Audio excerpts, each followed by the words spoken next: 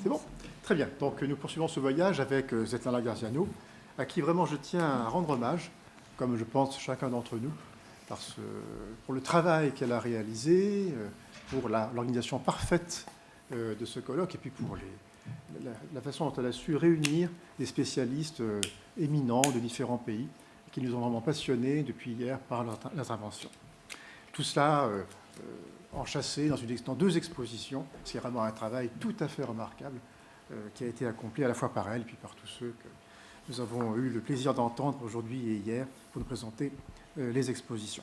Alors nous poursuivons avec sa communication qui va porter sur, ce sera la mémoire révolution dans l'œuvre d'Ivan Bounine et de Vladimir Nabokov. Merci beaucoup.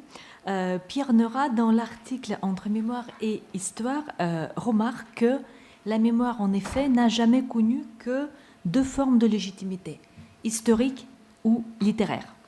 La révolution de 1917 a arraché à la population russe une grande quantité de forces culturelles et intellectuelles. Les écrivains russes ayant subi les effets néfastes de la révolution de 1917 et emportant avec eux la mémoire de la Russie d'avant la révolution, se disent passés, pour reprendre la formule de Mikhail Ossorgin, par le hachoir de l'histoire. Nous nous proposons dans le présent exposé non pas de nous arrêter sur les réalisations concrètes de la mémoire traumatique et post-traumatique, mais plutôt de nous pencher sur les réflexions à caractère subjectif relatives à la mémoire, réflexions produites par les écrivains russes ayant subi la révolution de 1917. En poursuivant l'interrogation de Pierre Nora, quel autre lieu de mémoire pour les lieux que les mots eux-mêmes, nous pouvons nous pencher sur les métamorphoses non pas mémorielles de type descriptif, mais sur celles de type réflexif. L'exil provoquant des déplacements géographiques donne un double éclairage aux reconstructions mémorielles. Tout d'abord, lieu naturel, milieu biologique, souvenir de naissance, mémoire naturelle, puis changement de lieu, mémoire du lieu d'adoption parsemé de mémoire d'avant, mémoire du lieu naturel, et puis retour ou non-retour dans le milieu naturel ou retour imaginé par la fiction. Les schémas de l'évolution de la mémoire en exil peuvent être représentés de façon suivante. Tout d'abord, mémoire du milieu naturel, construction, puis mémoire du milieu étranger, déconstruction, et enfin, reconstruction du milieu naturel imaginé, fictionnalisé dans le milieu étranger, comme par exemple, et ça se passe à la fin de la première partie du chapitre 5 d'Autres rivages, ou dans le récit La visite d'un musée de Vladimir Nabokov. Pour illustrer notre propos, nous avons retenu deux grands romanciers immigrés, Ivan Bounine, un grand écrivain immigré et le lauréat du prix Nobel en littérature en 1933, et Vladimir Nabokov, un grand romancier russo-américain. Passons tout d'abord à l'œuvre de Bounine. On va commencer par son récit La Rose de Jéricho. Alors, la chronologie des temps historiques se présente ainsi dans le récit La Rose de Jéricho d'Ivan Bounine. Tout d'abord la Russie impériale, puis le voyage en Palestine en 1907, puis les révolutions de 1917 et l'exil à partir de 1920 suite au rejet du pouvoir bolchevique et la publication du recueil de récits intitulé La Rose de Jéricho en 1924. Le court récit éponyme inaugure ce recueil. Dans ce texte, nous sommes en présence d'une opposition temporelle, Antiquité et le XXe siècle. Y figurent plusieurs espaces réels ou fictifs. Évocation mythique de l'Orient, ville de Jéricho, voyage de Russie en Orient, souvenir de ce voyage en exil, archétype de l'exil, Bounine dit à des milieux de lieux de sa patrie. Pour reprendre la formule de Pierre Nora, c'est le propre de la mémoire de ne s'incarner qu'un moment dans un lieu.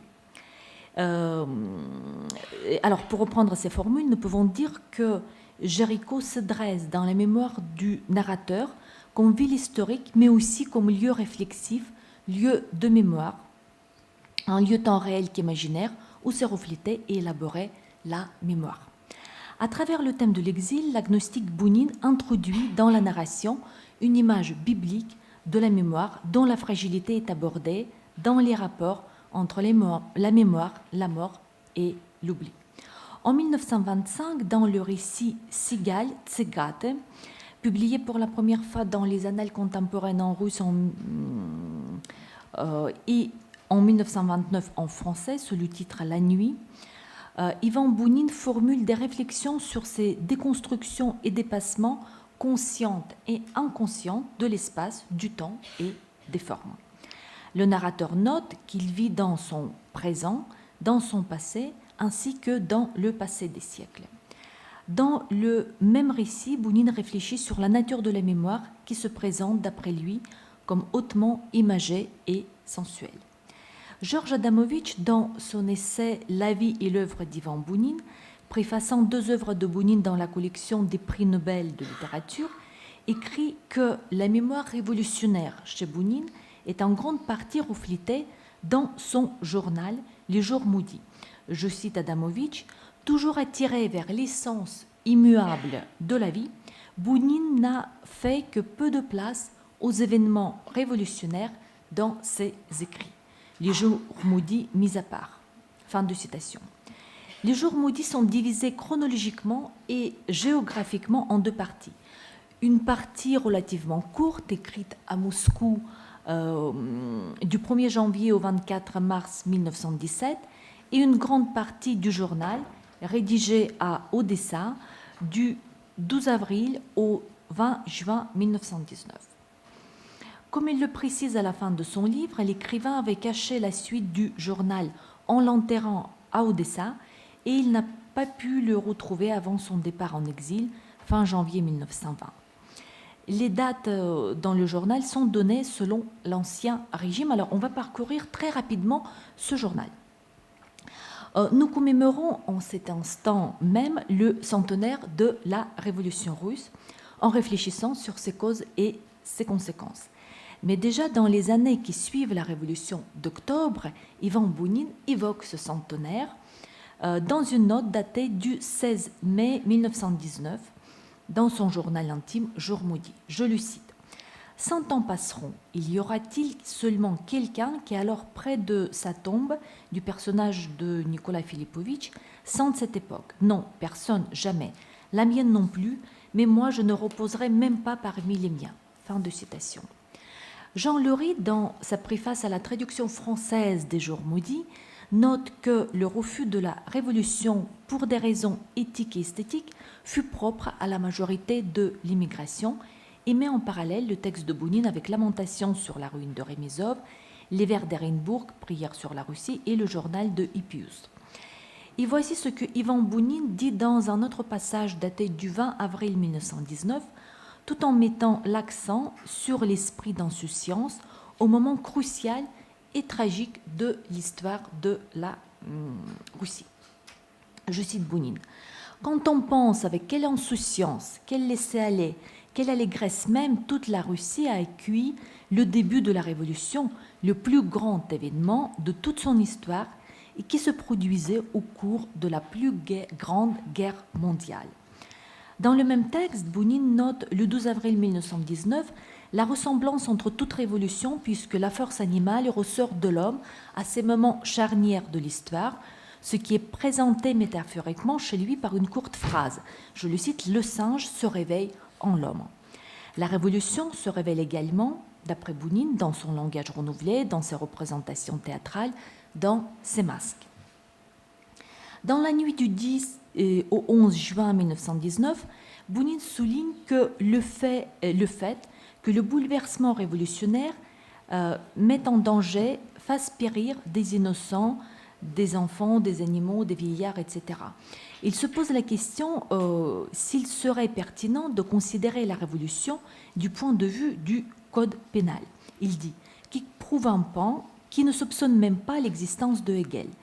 De quel point de vue, sinon du point de vue du code pénal, peuvent-ils considérer la révolution, ces prêtres, ces œuvreaux, ces officiers, ces enfants auxquels le démiurge vainqueur fracasse le crâne ?» Fin de citation. Le 17 mars 1918, Bounine décrit les rumeurs qui se propagent à Moscou selon lesquelles tout souvenir d'avant la Révolution doit être éradié de façon physique. La mémoire tragique de la Révolution se transforme en histoire imaginaire.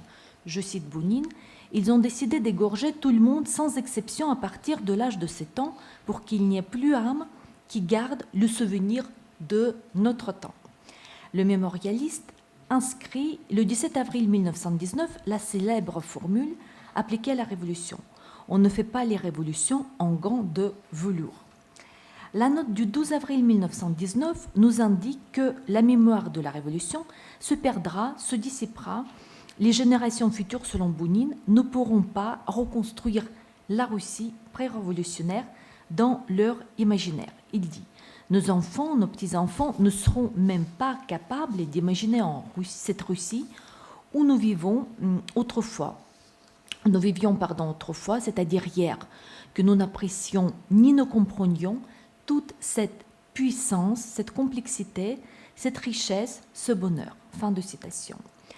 Le 10 février 1918, Bounine réfléchit sur la notion de la partialité dans le processus de la transmission mémorielle. Il dit « Il n'est pas encore l'heure d'analyser la révolution russe impartialement, objectivement. On entend cela maintenant à tout moment. Impartialement, mais de toute façon, il n'y aura jamais de vraie impartialité. Et l'essentiel est que notre partialité sera infiniment précieuse pour l'historien futur. Est-ce seul le parti pris du peuple révolutionnaire qui importe? Et nous, ne sommes-nous pas des êtres humains? L'aspect ambivalent de la Révolution est également souligné dans une note du 23 avril 1919. Le changement de camp fut fréquent pendant les années révolutionnaires.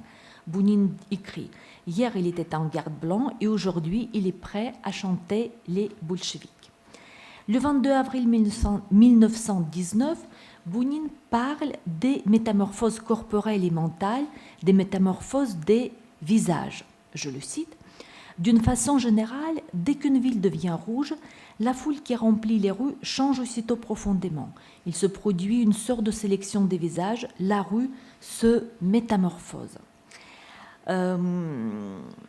Les répliques de Bounine du 24 avril 1919 sont pleines de sarcasme et fondées sur des calembours. Je le cite, « Un article de Trotsky sur la nécessité d'achever Koltchak, bien sûr, c'est la première nécessité, et non seulement pour Trotsky, mais pour tous ceux qui, pour faire mourir le passé maudit, sont prêts à faire mourir jusqu'à la moitié du peuple russe. » Fin de citation. La terreur rouge est décrite également le 31 mai 1919 de façon sarcastique. Bounine écrit « Les cimetières sont enregistrés, les citoyens peuvent dès maintenant être enterrés gratuitement. » Le 22 avril 1919, le mémorialiste compare la Révolution aux autres cataclysmes entraînant un phénomène de mort massive, à une différence près que la Révolution est toujours glorifiée. Il dit « La Révolution est un cataclysme. Tremblement de terre, peste, choléra, ce sont là aussi des cataclysmes. Pourtant, personne ne les célèbre, personne ne les canonise. On lutte contre eux, mais on approfondit toujours la Révolution. » Il est intéressant pour nous, les universitaires, de voir ce qui se passait avec les universités pendant la Révolution russe.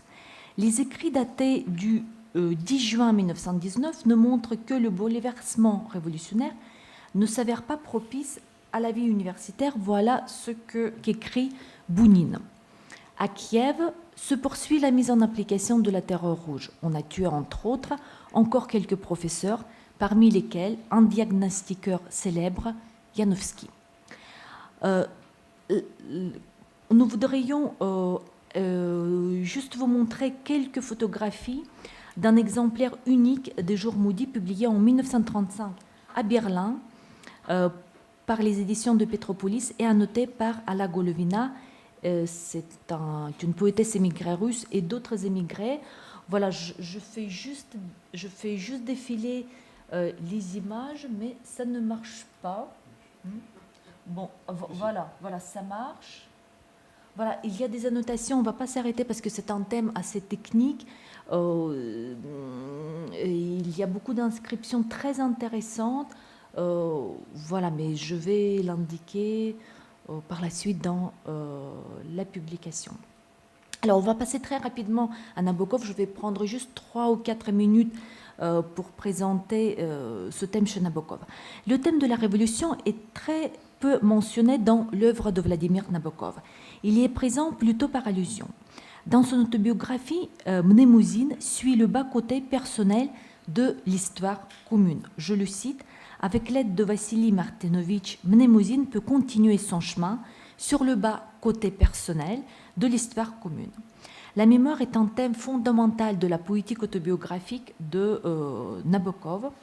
À titre d'exemple, le chapitre 5 de son autobiographie russe commence par une très belle phrase qui est absente dans les autobiographies en anglais. Dans une pièce froide, Mnemosyne meurt dans les bras du romancier. В холодной комнате на руках у беллетриста умирает Мнемозина. Nous aimerions analyser juste une courte phrase tirée de la traduction de Nabokov Anya au pays des merveilles de 1923, afin de comprendre pourquoi le traducteur, Nabokov, remplace 2 fois le mois de mars figurant dans le texte de Lewis Carroll par un mois imaginaire, Martobre, créé à partir de 2 vocables russes, Mart et Octobre. Nous considérons la phrase « Nous nous disputèrent avec le temps en martobre dernier, мы с временем рассорились в прошлом мартобре » comme une sorte d'allusion à l'année révolutionnaire russe, à la révolution libérale se produisant en mars-février et à celle d'octobre. L'écrivain russe utilise le mois d'action donné dans l'original, auquel s'ajoutent des connotations sémantiques associées à des signes de folie au cours de la cérémonie de thé et à la folie du lièvre de Mars dans le conte de Carroll, pour créer un mot composé symbolisant à la fois la révolution de février et d'octobre. Ce néologisme révèle l'attitude du traducteur vis-à-vis d'un important phénomène historique se produisant dans sa partie. Toute sa vie, Nabokov a refusé l'instauration du régime soviétique en Russie, et cette attitude apparaît directement ou indirectement dans toute son œuvre artistique. Voici ce qu'il écrit, par exemple, dans la préface à l'édition anglaise de son roman Le Don. Je le cite, « La formidable hémorragie d'intellectuels qui constitua une partie si importante de l'exode général de la Russie soviétique dans les premières années de la révolution bolchevique apparaît aujourd'hui comme l'odyssée de quelques tribus mythiques dont je relève dans la poussière du désert les hiéroglyphes lunaires et ornithiques. De telles expressions comme l'odyssée de quelques tribus mythiques, la poussière du désert, les hiéroglyphes lunaires et ornithiques, ainsi que l'utilisation du pronom à la première personne augmentent la perception subjective du texte et immergent le lecteur dans le monde fantastique du roman. Le poème Révolution de 1917 de Nabokov présente un argument supplémentaire à l'appui de l'hypothèse ci-dessus. Le jeune poète l'a laissé dans l'album manuscrit Tchoukokola de Tchoukovsky. Ce texte nabokovien n'a pas été inclus dans la publication officielle du livre et a été publié plus tard par Tchoukovskaya dans la revue Notre Héritage en 1989. Passons maintenant à notre conclusion. La chaîne du temps, interrompue par la révolution russe, crée des blocs de mémoire indépendants dans l'œuvre de ces 2 auteurs. Chez Bounin Nabokov, le parcours biographique et poétique se présente sur l'axe de la mémoire, comme une ascension du passé vers le présent et le futur, du vécu vers l'imaginaire, du biographique vers le poétique. L'espace de vie étant transformé en un espace sémantique avec des moyens stylistiques.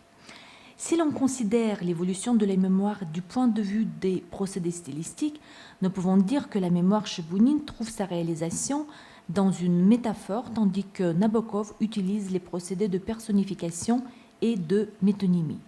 La mémoire de la Révolution est hautement négative chez ces 2 auteurs immigrés. Dans La Rose de Jéricho de 1924, nous pouvons discerner 3 types de métamorphoses chez Bounin. Métamorphose d'une plante, métamorphose de la mémoire d'un humain, métamorphose de la mémoire du jeu écrivain. Chez Nabokov, il y a 2 types de métamorphoses dans la figure de Mnemosyne, métamorphose d'un papillon et métamorphose de la mémoire, comme une faculté en un personnage. Je m'arrête là parce que c'est le temps qui nous manque. Merci de votre attention.